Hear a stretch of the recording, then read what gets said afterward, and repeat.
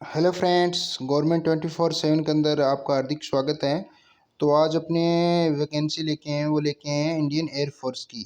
जी हाँ, अगर आपने 10वीं पास कर रखी है तो आप इन पोस्टों के लिए अप्लाई कर सकती हैं। अग्निवीर की वैकेंसी है, 10वीं पास कैंडिडेट इसके लिए एलिजिबल हैं।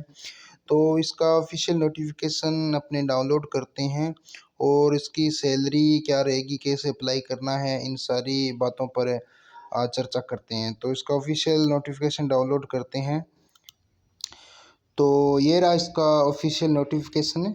तो इसको अपने डाउनलोड कर लिए, तो चलो आगे इसको रीड करते हैं। तो सबसे पहले मैं आपको ये बता देना चाहता हूँ कि इसके जो फॉर्म है ना, वो ऑफलाइन भरे जाएंगे, ना कि ऑनलाइन भरे जाएंगे।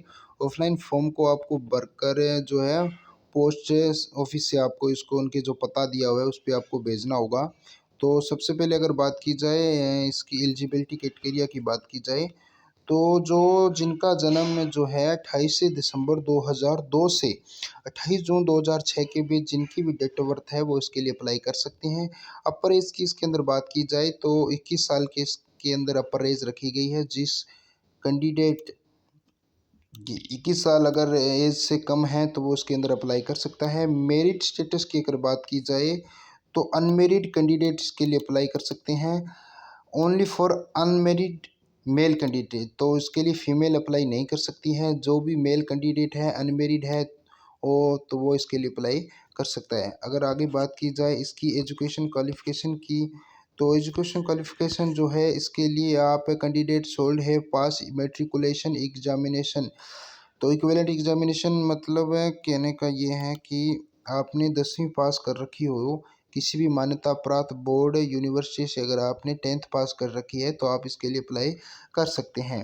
अगर मैंडेटरी मेडिकल स्टैंडर्ड की बात की जाए तो जो इसका फिजिकल है उसके बारे में ये बताया गया है और जनरल इंट्रोडक्शन दिया गया है आपको, जैसे बॉडी टाटू कि आपके शरीर पर कोई टैटू वगैरह का निशान है तो वो आप इसको ऑफिशियल नोटिफिकेशन को डाउनलोड कर आप पढ़ सकते हैं। जॉब प्रोफाइल के बारे में बताया गया है कि जो हॉस्पिटैलिटी की जो पोस्ट है उसके अंदर आपको क्या क्या करना पड़ेगा, जैसे कुकिंग है, किचन मैनेजमेंट का काम है, ये सारा आपको देखना पड़ेगा। हाउस कीपिंग की अगर बात की जाए तो उसके अंदर आपको जो है क्लीन फ्लोर से यानी रूम की कैसे साफ़ सफाई रखी है, बाथरूम वगैरह वो सब आपको काम किया जाएगा। तो अगर आगे बात की जाए इसकी कि आपको जो है ये भेजना कहाँ है, तो भेजने की बात की जाए तो जो ऑफलाइन फॉर्म है आपको भरकर जो है इनका जो ये एड्रेस दिया गया है वहाँ पर आपको सबमिट करना होगा।